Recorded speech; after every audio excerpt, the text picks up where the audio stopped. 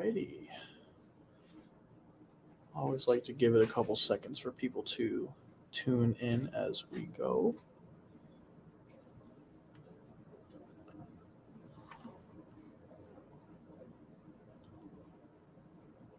Cool. Well, we will get started here. Hi, everyone. Thanks again for tuning into another live stream. For those who are not familiar, my name is Charlie. I'm an associate here with the camera company in Madison, Wisconsin. I'm dressed up a little more today in regards to extra layers because here in the Midwest, we are on the brink of quite the snowstorm, but also quite the brink of some very cold air. So layered up for it, but it is holiday season. And with holiday season comes a lot of printing, whether that's cards, prints as gifts, or just prints in general for the household or, as gifts. So I thought let's talk about understanding kind of the basics of printing your images this week and what things to look out for when you are going ahead and submitting orders through our lab. So the things we're going to talk about today when it comes to that topic is we're going to talk about DPI or dots per inch. We are going to talk about color space within your images. And then I'm also going to briefly talk about monitor calibration and why that matters. If we have some time at the end here, what I will do is I will go into Lightroom and I will talk about how you can set up your own exporting presets so you can go ahead and actually create presets for certain print sizes. So without further ado, I'm going to go ahead and switch over here to my second screen and you can see an example of what different DPIs look like and what DPI is. So on the right-hand side here, what you notice is you see two images, a high-resolution image of a parrot and a lower resolution of a parrot. Now these images, they're taken, the same image on the same camera. However, the exported image was taken at different DPI. Now what DPI means, or DPI stands for, is dots per inch. And basically what that means is how many pixels am I able to squeeze in per inch when it comes to a print. So I'm going to quickly jump back here. And if you notice here, I have just a regular 8x10 luster print sitting next to me. Now, each inch on this print, when we print here at the store in our lab, we print at 300 dots per inch or pixels per inch. So that means that the first inch here in this first little box, there are 300 pixels here. There are 300 pixels here, all the way across. So at 10 inches now, if I go back to this chart, you can see at the third one from the bottom, there is 8x10. So the resolution that I would need to have what would be considered a sharp or a full image would be 2,400 by 3,000. And to get those numbers, all you would need to do is do 8 inches times 300 and 10 inches times 300. So that's how you get the resolution of 2,400 by 3,000. Now, the reason that this becomes a factor when it comes into purchasing cameras is you hear the talk of megapixels, and you hear the talk of cropping. The higher megapixels in your camera will result in a higher yield for printing. So, for example, a 24 megapixel image is 6,000 by 4,000. So if you go ahead and you print that, if you don't do any cropping whatsoever, you could do 6,000 by 300. So that gives you a 20 inch by 4,000 divided by 300, which roughly comes in at, if my math here is correct, that yields you right at about 13 inches. So you could do like a 14 by 20 or a 13 by 20 full size image on a print. Now you can go ahead and you can print at a smaller resolution. You can print at a smaller DPI, or you can go over that. Let's say I wanted to go up to an 8x10, but my image is only 1,900 by 2,700. Although it is a little lower than what the recommended number is, you are able to go ahead and print that. The only risk that you run is that your image is going to be a bit blurry. Here at the store and on our website, on our kiosks, we have a little warning triangle that appears saying the resolution might be less than what we would suggest. That is because the DPI, or the overall image resolution, is less than what we would suggest for printing. You still can go ahead and push it through, but this is kind of just runs the risk that you might have a bit of blur there. When it kind of comes to the differences in that 300 DPI and that 7,200 or 72 DPI, the reason that becomes a factor is when you have a smaller number of pixels within an inch, it basically means that there is less data that can be crammed into your print.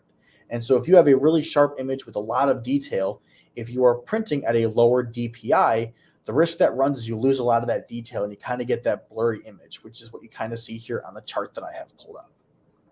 So DPI is really important when it comes to going ahead and understanding what size you can print at. Now, the next thing I want to talk about, though, when we've talked about size, is the next thing I want to talk about is talking about color profiles and color spaces. Now, you see here, this is the overall color spectrum here in front of me. You can see all the colors of the rainbow sitting nice in this weird looking shape that I wouldn't be able to give an exact shape name to. But you can see here we have two different labels. In a white trapezoid on the inside, you have CMYK, and there is a black triangle labeled sRGB. Now, CMYK stands for color or cyan, magenta, yellow, and K, which stands technically for black. sRGB, on the other hand, stands for red, green, and blue. Now, basically what you can see here is those outlines of the red or of the blue, of the black and the white shapes. Those will outline where that color space is being captured. So if you look at the CMYK, for example, you can see a lot more of that cyan and that teal is being captured, whereas not much of the true blue and that kind of nicer green tone is appearing. If you look at the sRGB in that triangle, you can see that triangle goes into a much deeper tone of blue. It goes into a much more pronounced red, and it also gets into a bit more of a green color. Here at our business, we print in sRGB. Most things you are seeing, in fact, if you are looking at this on a computer monitor, on your phone, you are also seeing this in an sRGB color space. You can submit prints as CMYK, however, the colors will most likely look different than what comes out when you actually go ahead and print. The reason for that is because when you go ahead and actually print that, there are different ink cartridges that are being used, and that is why certain colors look better than others. So when it comes to exporting your prints, once you are done editing, I highly suggest exporting them as sRGB. Or internally with your camera, you'll see a bunch of different options in regards to your color spaces. The two common ones that I would suggest going to would either be sRGB or ProPhoto RGB. Now, ProPhoto RGB is the entire outline of what this image you are seeing here before you. It is going to encapsulate the entire color spectrum. Now, when it comes to printing, though, that's where it gets limited, but you at least want to have that full spectrum covered. So ProPhoto, if you have the option, otherwise go with just standard sRGB. Now, the next thing I want to talk about, though, and it kind of has some examples and a story behind it here, is I have three images here that I want to talk about when it comes to monitor calibration. Now, the first image you see here, this is an image that I took about a little over a year ago at Horseshoe Bend in Arizona. When I edited this originally, the colors for me weren't actually this teal and this greenish blue. For me, on my monitor, on my screen, it looked really accurate. It had an accurate amount of red, it had a good amount of orange, and I was happy with it. But when I started looking at this print on different screens, I noticed that it had a bit more of an overall greenish, bluish hue to it. And that was because the calibration of my monitor and the way that my monitor went ahead and actually displayed pixels, it was a bit more of a blue tone. So I got a piece of software and I got this a piece of equipment that actually allowed me to go ahead and calibrate my monitor to have a new rendering of pixels. And when I went ahead and did that and I re-edited the picture, then I was able to make the adjustments to make the image actually look the way I wanted it to. So now I can go ahead and I can look at this on my phone. I can look at this on my MacBook. I can, show friends on their screens, and it's going to look much more like this. So calibration is crucial when it comes to the overall brightness. It's crucial when it comes to the overall tone. So you're getting true white versus true black, as well as having a good balance of colors so you are not overdoing one color versus the other.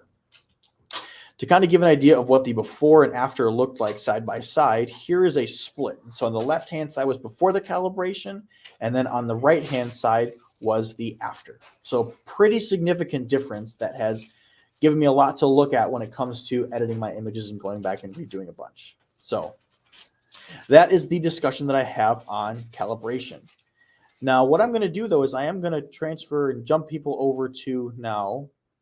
We're going to go and look at Lightroom, and so you can see how you can go ahead and actually create export presets for certain print sizes.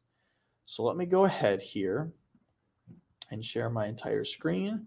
And now here we are in Lightroom, and I have this same image pulled up now, and I can zoom in and you can see it's nice and tack sharp all the way through. And so I want to go ahead and let's say I want to print this image at what I'm going to say I want to do is a 16 by 20. Now I've already gone ahead and I've made a bunch of different user presets. I have one for 4K time lapses. I have 8x10, 16x20, full res, social media, the full works. But if I want to make one that's a bit more customized, what I can do now is I will go through and I will begin making my export settings. So the first thing I will want to do is I want to go look at my file settings, and you can see my format is JPEG. JPEG is pretty much universal to any device. That's what we can take in to print on. That's what phones view. That's what screens view. It's what you can upload for thumbnails. It's, JPEG is the way you want to go. Now, in regards to color space, you can see there's a bunch of different options here. Now, because I know that I'm going to go ahead and print using an sRGB printer, I'm going to keep my color space as sRGB. Jumping down then to image size, this is where it gets a little bit tricky. What I'm going to do is I'm going to change the long edge of my photo to the long edge of the print that I want. So because I want to do a 20-incher, I'm going to do the long edge, and I'm going to switch over from pixels over to inches. And now if I go ahead and I put in 20 inches, now what it's going to do is it's going to look at the long edge of the image, which is this, the horizontal, and it is going to resize that out to be 20 inches when I print. The next thing then is your resolution, and you'll see it'll say pixels per inch, or PPI, which is just another way to put dots per inch. So I'm going to put this at 300 pixels per inch. I can do some output sharpening for like a matte finish or a glossy finish if I want to. And then what I can do now is I can do add, and I can change this to 16x20 matte sharpening is what I will call it. And now anytime that I go ahead, what I can do is if I press on 16x20 matte sharpening, what you'll see here is it will change all of the settings over to, long edge at 20 inches, matte paper with a low amount of sharpening. It will have my watermark, and now I can go ahead and I can choose to export it. So once this is done, I will have a perfectly sized out 16x20 print that I can now take over, to our lab, and I can say, let's go ahead and print it at that value. And there will be no cropping that they have to do. There's no cropping that I have to do. It's already done. Export it that way, and it makes life super easy in the long run. So that's kind of an overview of printing. You now hopefully have a bit of a better understanding in regards to why pixels matter at a certain amount of inches. You can hopefully understand a bit more why color spaces matter when it comes to CMYK versus sRGB. If you're someone that uses Lightroom, you now have a project that you can go ahead and do when it's cold out in the next couple of days and make some exporting presets. And then also do a bit of shopping online when it comes to monitor calibration tools. They are extremely beneficial, and it has honestly saved me a ton of time when it comes to editing now. So with that kind of overviews it. I hope you guys learned something. Thanks again for those who tuned in, and I look forward to seeing everyone next week. Till then, happy holidays and happy shooting.